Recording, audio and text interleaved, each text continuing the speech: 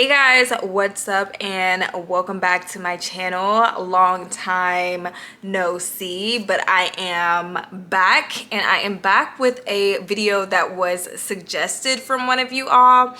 It was in regards to one of my videos where I was talking about my net worth being a positive $70,000 net worth, and she just wanted me to do a video on how I kind of got to this place, being a single mom of two and not really a high earner. And so I'm doing it for you and anyone else who is maybe interested in learning about how to calculate their net worth, as well as how I was able to get myself in the positive and inching towards my first six-figure net worth. So if you are interested, then just keep watching.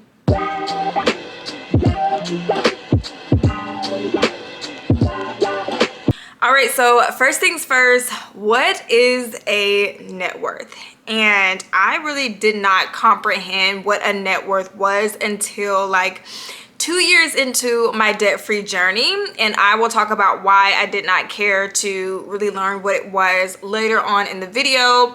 But basically, your net worth is just the value of your assets. So things that you actually own, and to calculate your net worth, you will subtract your liabilities from your assets. And your assets could be cash that you have in your account, so like tangible assets, as well as like your stocks, your bonds, your 401k, your Roth IRAs, certain properties that you have that you may see as assets, copyrights, things like that.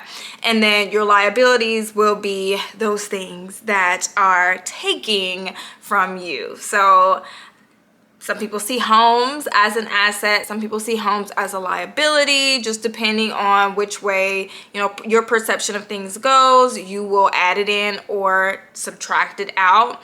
Also, liabilities can be vehicles, student loans, debt, high interest debts like credit card debts. So basically, subtract your liabilities from your assets, and that will give you your net worth. And a lot of people kind of wonder why a net worth is so glorified and whether they should be focused on their net worth or not. And I will be completely honest, I did not care. During my debt-free journey, even after I learned what a net worth was, I'm gonna keep it a buck, sis, I did not care, because I was more so focused on paying off debt to help me be able to better take care of myself and my kids in the now. Me having a shiny net worth, that did not mean much to me. I just needed to make sure I was making more room in my budget. And the way that my mind works, I know that if I get focused on a net worth, or like I was focused once upon a time on a credit score, if it dropped, then that would suck away some of the motivation that I needed to continue on.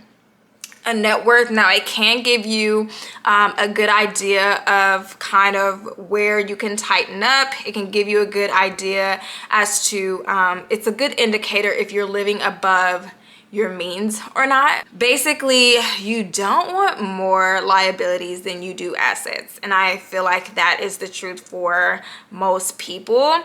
You want more assets, you want more wealth. Generational wealth is one of my main goals, and I know that if I'm walking around with a lot of liabilities, I'm basically a walking liability, and it's just going to be very hard for me to get to a stable place financially if I don't have assets to kind of anchor me.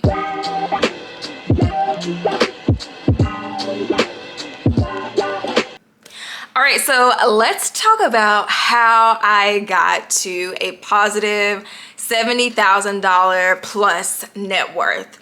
First things first, I am going to say I'm a very simple person. If you are new here, I am very simple. Nothing about me or my financial journey is complicated, because I would not be able to comprehend it. So anything that I learn, I have to kind of break it down and sit on it in order to really comprehend like what the heck it is that I'm even supposed to be doing. But the way that I saw it when I began to realize that I really need to start working on my net worth, I made it work with my debt-free journey. So I'm like, okay, I know if I start paying off these debts, then obviously my liabilities are decreasing, and the assets that I do have, which was basically just my 401k at the time, that will be able to really sit in its total value. Like, I'm not going to have anything taking away from what I have in my 401k.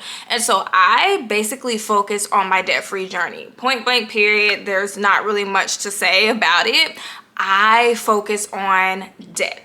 And then once I got my debt paid off, now mind you, it took 4 years, so it was like it was gradual. So as I'm gradually decreasing my balances, my net worth is increasing little by little.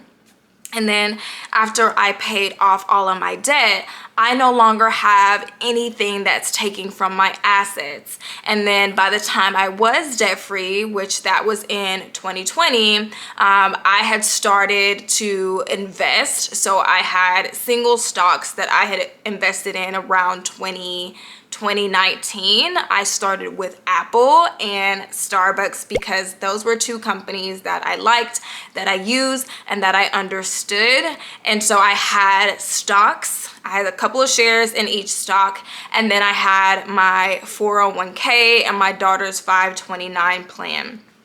And now, if you do have investment accounts for your kids, I personally don't include them in my net worth calculation because I don't really see that as my money. Even though I'm using my money to fund these accounts, I don't really see it as my money because these assets will go on to be my kids and not mine. And I just want an accurate representation of where I am when it comes to my net worth, and not adding in fluff like my kids' accounts, because I will do that. Totally, I will do that to reach a certain number, and I don't want to do that. All right, and so after my debt-free journey, I jumped straight into my savings journey, and you guys know that I was on a journey to save $10,000, which I did, and I documented here on this channel. And it took me about 8 months to get to that place, and that wasn't because I was making a whole bunch of money. Girl, that was really because I got a tax refund and an incentive, and I think we had a stimulus checks at that time as well.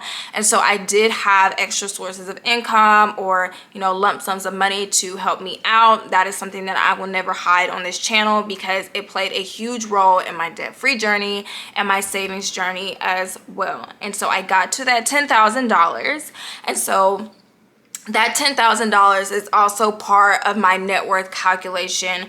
Also, I am very much aware that if I ever need to dip into my emergency fund, that my net worth will reduce, which is why for this year, I just want to get it to about $85,000. I'm not going to jump and, shoot for the stars trying to get to 6 figures because, the stock market has been very up and very down with everything going on. We're kind of we're always living in the unknown, but I feel like we're really in the unknown right now. And I just want to make sure that I get to a place that I can feel good about at the end of the year, even if I take some hits to my investments. Whoever sent me this lip gloss, first off, thank you. It is so bomb.